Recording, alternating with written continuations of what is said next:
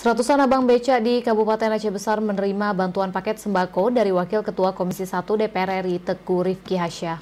Bantuan sembako berupa beras, minyak goreng, dan gula diharap turut membantu abang becak dari kesulitan ekonomi akibat dampak pandemi COVID-19.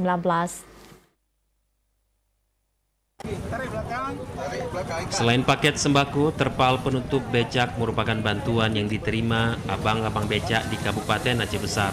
Penyerahan dilatar belakangi keluhan para abang becak yang tidak mampu mengganti terpal akibat turunnya penghasilan mereka.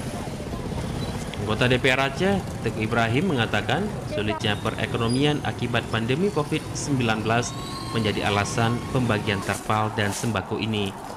Sejak diluncurkan beberapa waktu lalu, sebanyak 240 paket sembako telah disalurkan kepada 240 abang becak di Aceh Besar. Kawan-kawan becak ini sedih, tidak ada penumpang waktu peranikan.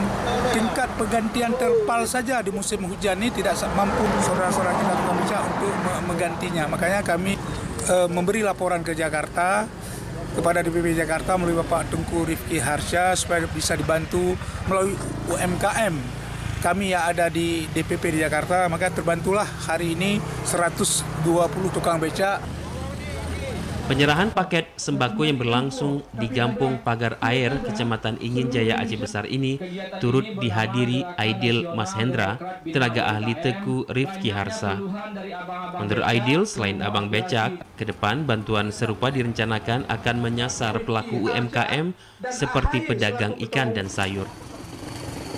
Karena banyaknya keluhan dari abang-abang becak kita di Rumah Aspirasi Pak Teguh Rifki Hasyah dan juga di kantor-kantor DPC kami yang ada di Aceh, yang bahwa karena COVID ini banyak penghasilan mereka sangat menurun drastis sehingga mereka kesulitan ekonomi pada saat ini.